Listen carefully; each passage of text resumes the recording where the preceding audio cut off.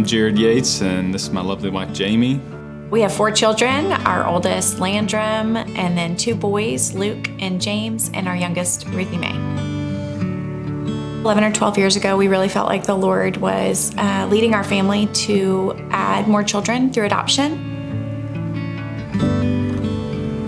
I mean, we thought we were prepared, and then you get there and you find out more information, and we find out that she's going to need a surgery as soon as we get home. And as we stepped in to unconditionally love this child that we have been praying for, but we just met, it was like, yeah, no sacrifice is too great. When it came time to say goodbye to her caregiver, who really essentially was her, like her mother, a mother figure, I think it was the moment I've experienced the most grief in my life.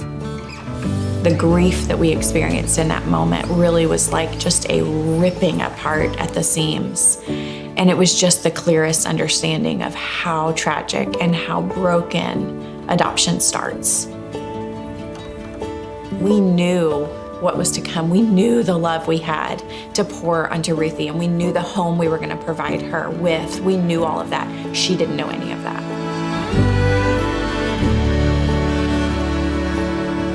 I think one thing that changed was just the dynamic of our family, and now there's a new youngest and there's a newest member that needs a lot of our attention. I remember when we first came home and I went and picked up the kids, and in carpool line I was talking to our adoption counselor, and I was just struggling.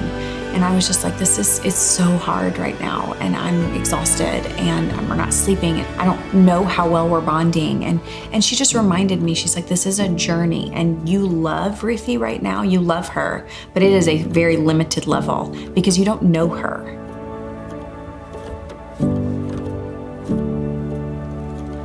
Ruthie Mae, are you walking? Are we out on a walk? Yes. Who are you with?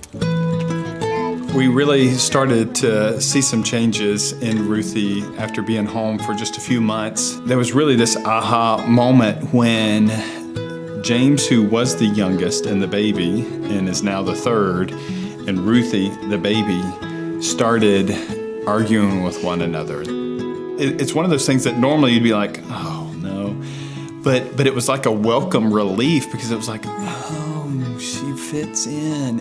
She's recognizing her place, and he's accepting her into the family. This was, I think, really eye-opening for us before we adopted, was understanding that children's reactions aren't just based maybe on what just happened there, but there's something deeper. When Ruthie seems to become unhinged or unregulated or cannot seem to get it together, it's not just what happened. There's something else at play. And I think keeping that in our minds has been very helpful for us to be able to approach her with grace and patience. We want to just say, look here, logically, this is what you should do, but they can't, because they can't control those emotions, and they even don't always know why they're reacting the way they do. She is delighted in, but there's really deep trauma. So when I ask her, Ruthie, what's wrong? That sends her into a tailspin of, if I answer this incorrectly, what if that means you'll leave me? And so we've learned a great tool, and it's the I wonder question. Hey, I wonder, Ruthie, if you feel uncomfortable when this happens. Now, it does take a lot of creative thinking on my part. And I spend a lot of time going, I wonder this, I wonder that. But it puts her at so much ease, and she's able to immediately say, yes, that's what it is. And that's really what it comes down to. What are the tools that we can use to make sure Ruthie is known? This is a lifelong journey. We're not ever there. We haven't ever arrived where it's like, okay, we're good, we did our job. Yeah. She's gonna go through other stages of grief or anxiety or trauma. It was also incredible that we had an adoption community around us. Being able to call out to organizations like Show Hope and say, hey, here's what we're going through. Can you give us some advice? Can you give us some resources? Can you connect us with other people that can help us on this journey? Because we haven't experienced this yet, but we know others have. It's really easy to romanticize adoption and not understand the reality, the complexities, the depth, the trauma. It is so beautiful, and God can do such a redemptive work.